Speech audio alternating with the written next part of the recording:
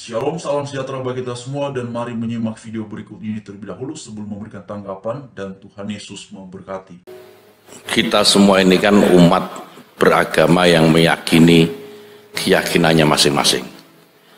Saya Muslim, saya meyakini bahwa agama yang saya peluk ini adalah benar. Sebagaimana saudara-saudara sekalian umat Kristiani meyakini bahwa agama yang dipeluk adalah agama yang paling benar. Saling meyakini kebenaran ini saya kira tidak boleh menjadi halangan bagi kita untuk saling bersaudara satu dengan yang lain. Di kesempatan yang baik ini izinkan saya untuk bisa menjadi saudara dari Bapak Ibu sekalian yang ada di gereja ini.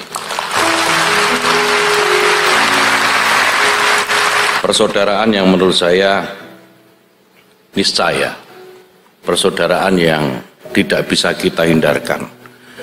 Karena Tuhan menciptakan kita semua memang untuk bersaudara satu dengan yang lain meskipun dengan segala perbedaan yang kita punya. Karena perbedaan yang kita miliki adalah juga niscaya. Tidak ada kehidupan di alam ini yang tidak berbeda.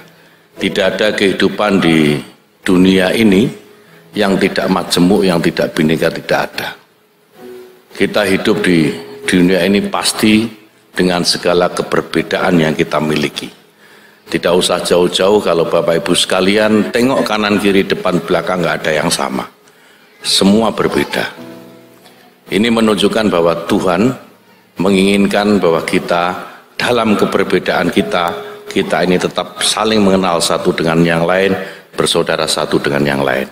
Yang sama tidak perlu dibeda-bedakan, yang beda tidak perlu disama-samakan. Yang paling penting adalah bagaimana sebanyak-banyaknya kita mencari persamaan di antara keberbedaan yang kita miliki ini. Saya yakin jemaat Gereja Mawar Saron bisa dan mampu melakukan ini, apalagi di bawah bimbingan Pendeta Philip yang saya tahu sejarahnya dari Wikipedia.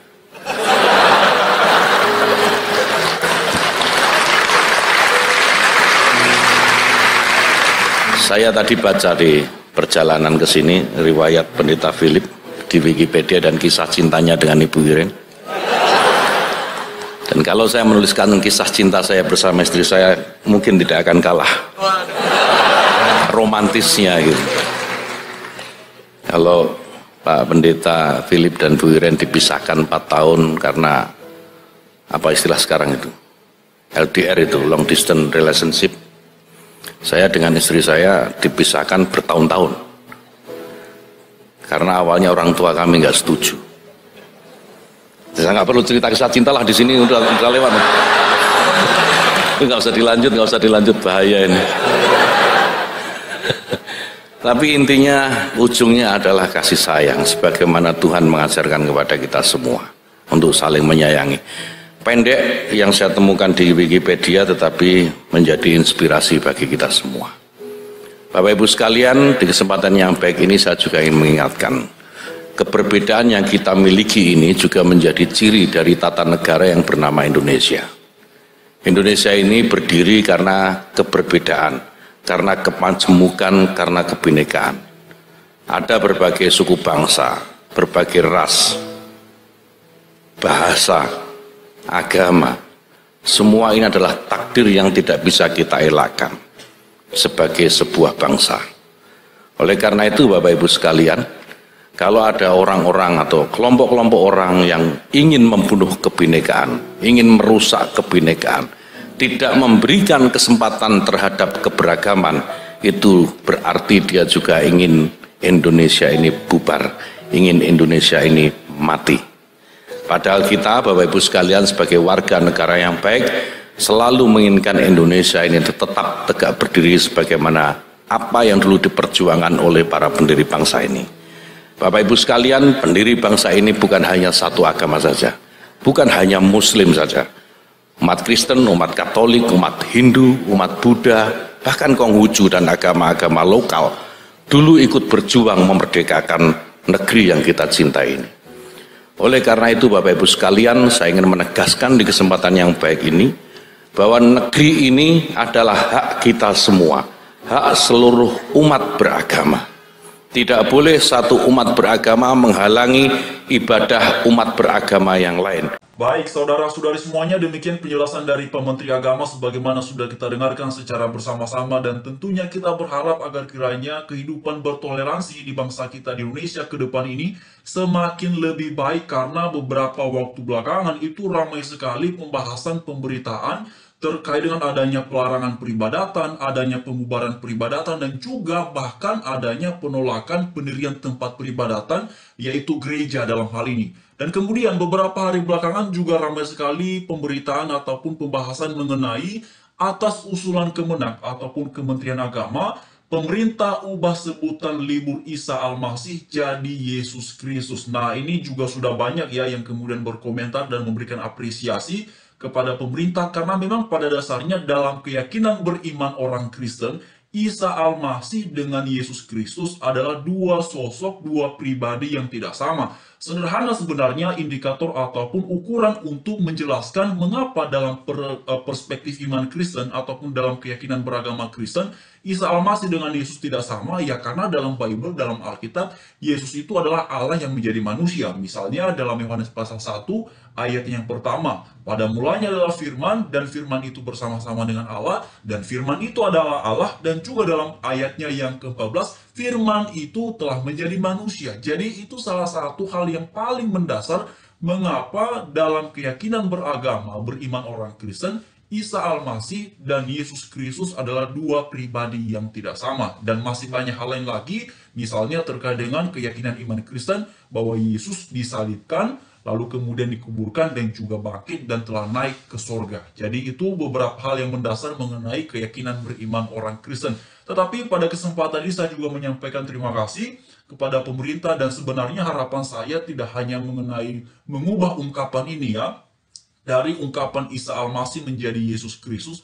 Kalau saya sebenarnya lebih mengharapkan mengenai agar kiranya pemerintah terus berupaya untuk mewujudkan toleransi secara utuh di bangsa kita di Indonesia ini, karena seperti yang saya katakan tadi di awal, masih ada pelarangan-pelarangan, masih ada pembubaran-pembubaran kegiatan peribadatan. Jadi bagi saya, saudara-saudari semuanya, sekalipun saya mengapresiasi ini, saya ucapkan terima kasih, tapi ada juga hal yang memang tidak kalah pentingnya adalah untuk terwujudnya toleransi, agar umat beragama di bangsa kita di Indonesia ini benar-benar merasakan keadilan sosial bagi seluruh rakyat Indonesia, sebagaimana yang tercantumkan secara luar biasa dalam Pancasila pada silanya yang kelima.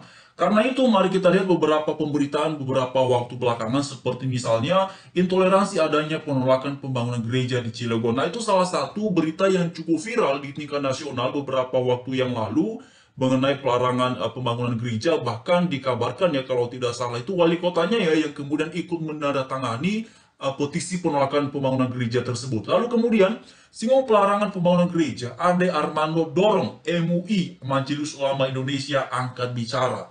Nah, ini beberapa waktu belakangan itu komentar dari Bang Ade Armando ya, ataupun Mas Ade Armando, dan memang beliau ini salah satu pegiat media sosial yang sekarang juga sudah menjadi politikus ya, yang kerap kali memberikan perhatian terkait dengan dinamika kehidupan beragama di bangsa kita di Indonesia. Tetapi itulah, teman-teman, saudara-saudari semuanya, seperti yang saya katakan tadi, bahwa bukan hanya ini sebenarnya yang kita harapkan ya, perubahan istilah dari Isa Al-Masih menjadi Yesus Kristus. Ya, saya secara pribadi mengucapkan terima kasih kepada Bapak Presiden Jokowi, kepada Bapak Menteri Agama, tetapi ini juga harapan saya lebih lanjut, agar toleransi sebagaimana tadi sudah disampaikan oleh Pak Menteri Agama, Pak Gus Yakub, untuk terus terwujud secara baik, secara utuh di bangsa kita di Indonesia, sehingga dalam situasi kita beragama, yang mana ada 6 agama ya di Indonesia ini yang secara resmi diakui negara, ada agama Islam, ada Kristen, ada Katolik, ada Hindu, ada Buddha, dan juga ada Konghucu.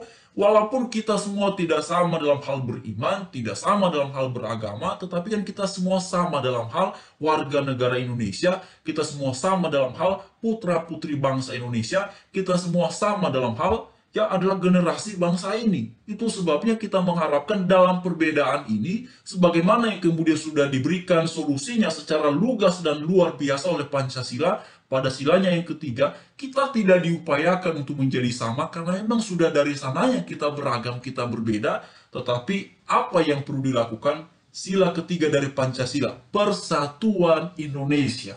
Nah, ini luar biasa ya, bahkan juga ada ungkapan yang sangat-sangat luar biasa adalah Bhinneka Tunggal Ika. Jadi itu dia saudara-saudara semuanya ya, harapan saya secara pribadi dan mungkin ini juga bisa menjadi harapan ya bagi saudara-saudari semuanya untuk kita terus menyuarakan kebaikan terutama tegaknya toleransi di bangsa kita di Indonesia. Lalu lebih lanjut juga diuraikan mengenai mengurai polemik penolakan pendirian gereja di Cilegon. Nah, itu dia ya. Ini juga pemberitaan di Kementerian Agama ya. Jokowi kritik larangan pendirian rumah ibadah. Konstitusi tak boleh kalah oleh kesepakatan. Nah, beberapa waktu yang lalu memang itu salah satu pidato yang disampaikan oleh Bapak Presiden Jokowi. Dan sebenarnya bukan hanya satu dua kali ya Pak Presiden Jokowi berbicara mengenai keberagaman dalam konteks kebebasan beragama. Beliau ini beberapa kali sebenarnya menyampaikan pidato dan hal-hal mengenai konstitusi menjalani kebebasan beragama, tetapi tetap saja saudara-saudara semuanya masih kita temukan ada pelarangan ibadah, ada pembubaran ibadah, dan itulah yang terjadi. Oleh karenanya, teruslah saya secara pribadi ya, dan mungkin teman-teman semuanya, meminta dan mengharapkan agar pemerintah kiranya juga memberikan perhatian terkait dengan apa yang selama ini dikeluh kesahkan oleh saudara-saudara yang beragama Kristen terkait dengan PBM ataupun SKB 2 Menteri Dalam Negeri dan juga Menteri Agama nomor 8 nomor 9 tahun 2006 yang sudah berlangsung sekitar 17-an tahun di bangsa ini, ya terutama mengenai poin-poin tentang peran dari FKUB yang juga sudah disampaikan oleh PSI agar dicabut saja itu poinnya, juga PGI sudah menyuarakan. Dan bahkan seperti waktu lalu ketika Pak Menteri Agama bertemu dengan PSI, Grace Natali salah satunya yang hadir sebagai wakil ketua Dewan Pembina PSI, itu menyampaikan bahwa memang lebih baik izin pendirian tempat peribadatan itu cukup satu pintu saja, yaitu dari negara melalui Kementerian Agama. Nah, itu luar biasa, saya sepakat ya, ide itu sangat brilian sekali dan mohon tidak hanya sekedar terbatas pada ide, pada gagasan, agar kiranya ada ejawantahnya. Jadi itu yang saya harapkan kepada Bapak Jokowi, kepada Pak Menteri Agama dan juga kepada Pak Menteri Dalam Negeri dan semua pihak-pihak terkait ya, seperti Menkumham, lalu kemudian juga Bapak Menko Polhukam. Jadi itu dia saudara-saudara semuanya. Mari terus mengharapkan ya dan mendoakan bangsa kita Indonesia agar semakin lebih baik, agar semakin lebih luar biasa ke depan dan juga warganya, masyarakatnya semakin sejahtera. Sekian, Shalom, salam sejahtera bagi kita semua, Tuhan memberkati.